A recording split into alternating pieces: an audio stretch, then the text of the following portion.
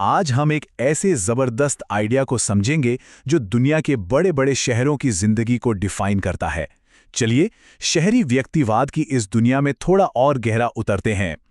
Paris, New York, ये नाम सुनते ही जहन में क्या आता है?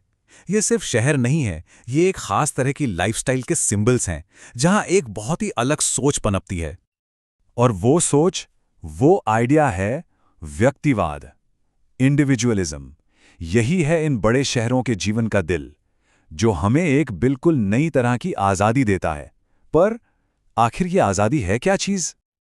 और देखिए, ये जो बात है ना, यही हमारी पूरी चर्चा का सेंटर पॉइंट है। ये साफ साफ दिखाता है कि कैसे पेरिस और न्यूयॉर्क जैसे शहर व्यक्तिवाद के यानी इंडिविजुअलिज्म के गढ़ बन गए हैं। अच्छा, तो हम ये शब्द बार बार इस्तेमाल कर रहे हैं, व्यक्तिवाद, लेकिन इसका असल में मतलब क्या है? चलिए इसे थोड़ा आसान भाषा में समझते हैं। बहुत सिंपल शब्दों में कहें तो इसका मतलब ये है कि आपकी जिंदगी के जो बड़े बड़े फैसले हैं, उनका कंट्रोल समाज के हाथ में नहीं, बल्कि खुद आपके हाथ में होता है। जरा सोचिए, शादी कब करनी है, किससे करनी है, अरे करनी भी है या नहीं, कौन सा करियर चुनना है। बड़े शहरों में ये सारे फैसले किसी के अपने होते हैं। समाज का दबाव यहाँ बहुत कम हो जाता है। लेकिन सवाल ये उठता है कि क्या इस आज़ादी की कोई लिमिट है? मतलब ऐसा तो नहीं हो सकता ना कि हर कोई जो मन में आए वो करता फिरे। कोई तो लाइन होगी। तो फिर वो लाइन कहाँ है? समाज या कम्युनिटी बीच में कब आती है, कब दखल देती है? और इसका जवाब ना बिल्कुल सीधा और साफ है। समाज सिर्फ और सिर्फ तब दखल देगा जब कोई कानून तोड़ा जाता है या फिर सोसाइटी के लिए कोई खतरा पैदा होता है।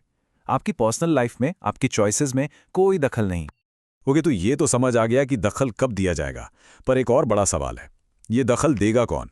समाज या कोई और? यहीं से ये बात और भी इंटरेस्टिंग हो जाती है। यही सवाल हमें इस पूरी डिस्कशन के सबसे बड़े पॉइंट पर लेकर आता है।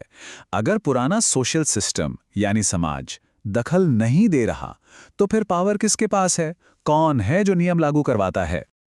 और ये जो फर्क है ना, वो जबरदस्त है। देखिए, ट्रेडिशनल सिस्टम्स में फैसले कौन लेता था? पंचायत या कम्युनिटी काउंसिल। लेकिन बड़े शहरों में ये जिम्मेदारी स्टेट की है, मतलब पुलिस और अदालतें। समाज की जगह अब कानून आपसे सवाल जवाब करता है। तो इसका मतलब क्या हुआ? सबसे जरूरी बात यह है कि आज के मॉडर्न शहर में आपके पर्सनल मामलों को लेकर कोई पंचायत नहीं बैठती।